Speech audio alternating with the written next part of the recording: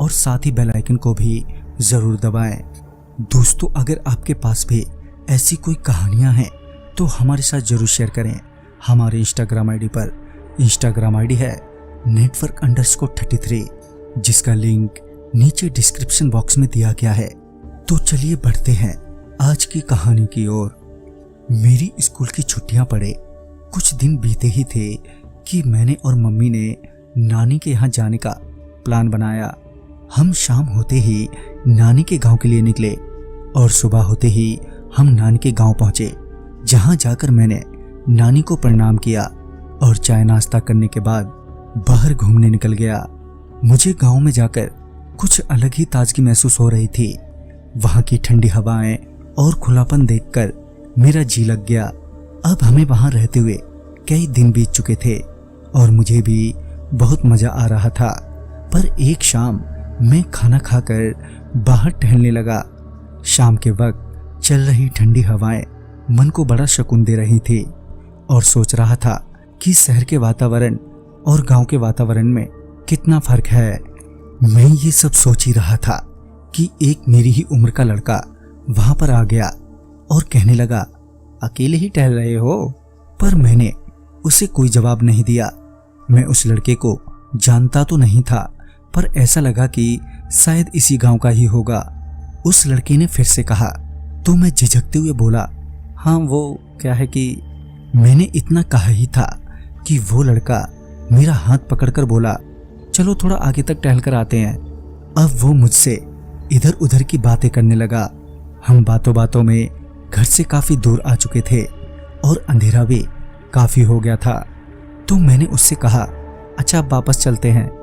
मैंने इतना कहा ही था कि वो लड़का बहुत जोर से बोला, तूने शायद पहचाना नहीं।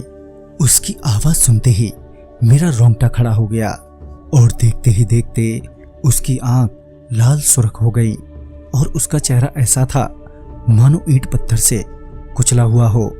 उसका ये रूप देखकर मेरे तो होश ही उड़ गए और शरीर से पानी छूटने लगा।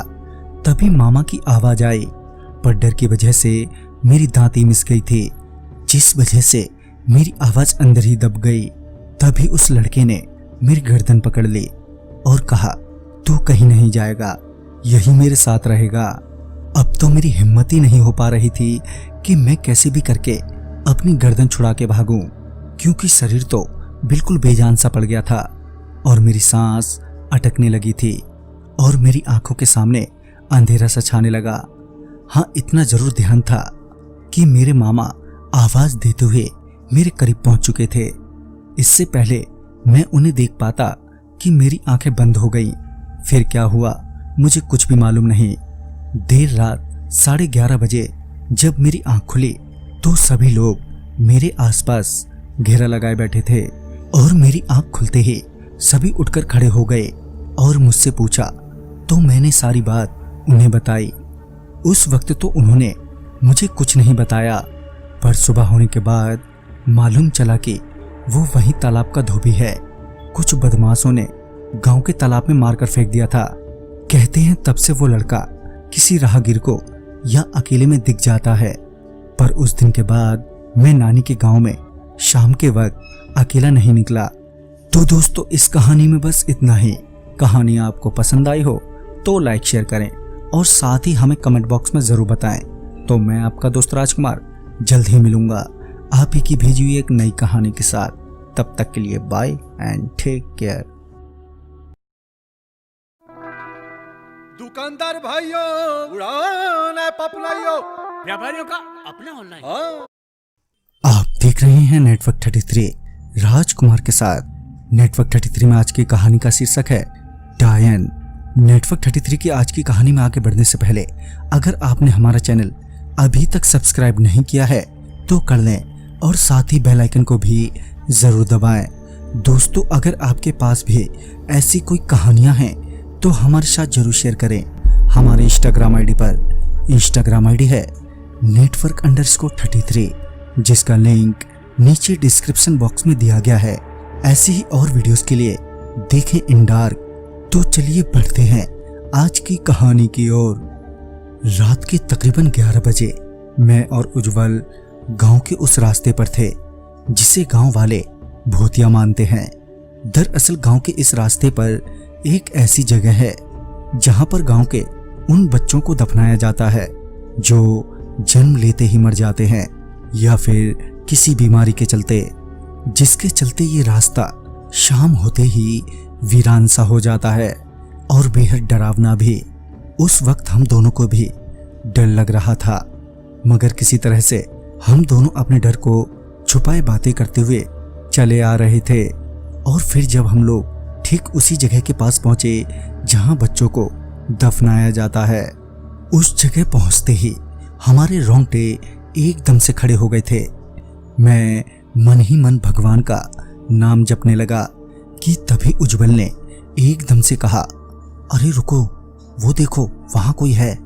जब मैंने उस ओर देखा जिस ओर उज्जवल ने इशारा किया था, तो पाया कि एक औरत कुछ खोद रही है। हम दोनों वहीं पेड़ के पीछे एकदम से छिप गए और देखने लगे कि आखिर वो औरत कर क्या रही है।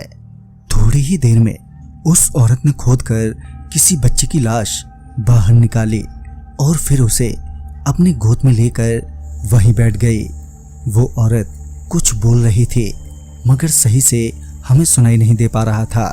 फिर थोड़ी ही देर में उस औरत ने उस मुर्दा बच्चे के शरीर में जान डाल दी।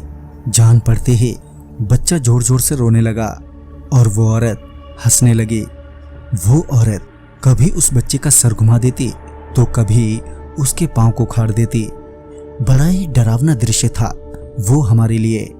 वो औरत कुछ और देर तक उस बच्चे से यूं ही खिलवाड़ करती रही और फिर उस बच्चे के सर पांव सब अलग अलग करके वापस दफनाकर वहां से चली गई। उसके जाते ही हम दोनों भी घर चले आए और सोचने लगे कि आखिर वो औरत थी कौन।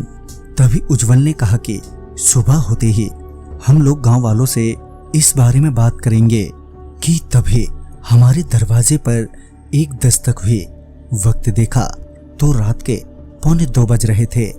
इतनी रात गए दरवाजे पर हुई दस्तक से हम दोनों और भी डर गए। तभी उज्जवल ने डरते हुए दरवाजा खोला तो पाया कि वही औरत सामने खड़ी है।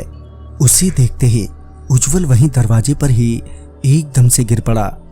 वो औरत बहुत ही अजीब सी थी, साथ ही उसकी आंखें बिल्कुल काली थी।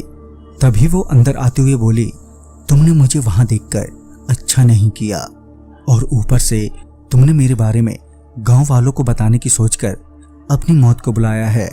ये सुनते ही हम और भी डर गए। हम डर के मारे उस औरत से माफी मांगते हुए बोले, हमें माफ कर दो, हम किसी को भी कुछ नहीं बताएंगे, बस हमें छोड़ दो। मगर वो नहीं माने। थोड़ी देर तक वो वहीं पर हमारी चारों ओर घूमती रही। फिर वो मेरे दोस्त को एकदम से घसीटते हुए अपने साथ ले जाने लगी। मैंने उसे रोकने की कोशिश की मगर मैं अपनी जगह से हिल ही नहीं पाया। वो मेरे दोस्त उज्जवल को ले जाते हुए बोली, इसे मैं अपने साथ वहीं ले जा रही हूँ गाड़ने। अगर तुमने किसी और से बताया तो तुम्हें भी वहीं जिंदा गाड़ दूंगी। मैं सिर्फ रोता ही रहा और वो मेरी ही आंखों के सामने उज्जवल को लेकर चली गई। सुबह हुई तो मैं अपने बिस्तर पर था। मैंने उज्जवल को हर जगह ढूंढा मगर वो कहीं नहीं मिला। मेरा मन कर रहा था कि गांव वालों को सब कुछ बता दूं, मगर मौत का डर भी था क्योंकि वो सिर्फ कोई साधारण औरत नहीं थी, वो एक पहुंची हुई डायन थी। मैं वापस घर आया और सिर्फ रोता ही रहा और रोते रोते ही कब रात हो गई पता ही नहीं चला। फिर अचानक ही मुझे बहुत तेज गुस्सा आ गया और मैंने ठान लिया कि मैं उस डायन को नहीं छोड़ूंगा। जैसा कि मुझे लगा था कि वो आज भी वहीं मिलेगी, तो मैं कुछ गांव वालों के साथ वहीं उस जगह पहुंचा जहां पर वो पहले से ही बैठी हुई थी और कुछ बच्चों के साथ उज्जवल भी वहीं बैठा था। हम लोग वहीं छुपे रहे और जैसे ही उस डायन ने बच्चों के साथ उज्जवल को जमीन में गाड़ा तो हम सब उस डायन पर टूट पड़े और उसे मार दिया। जब उज्जवल की पोस्टमार्टम रिपोर्ट आई तो पता चला कि उसकी मौत पिछली रात को ही हो गई थी दम घुटने के कारण। काश मैंने ये हिम्मत थोड़ी पहले दिखा दी होती तो शायद उज्जवल आज जिंदा होता। तो दोस्तों इस कहानी में बस इतना ही। कहानी आपको पसंद आई हो तो लाइक शेयर करें और साथ ही हमें कमेंट बॉक्स में जरूर बताएं। तो मैं आपका दोस्त राजकुमार जल्द ही मिलूंगा आप ही की भेजी हुई एक नई कहानी के साथ। तब तक के लिए बाय एंड टेक केयर।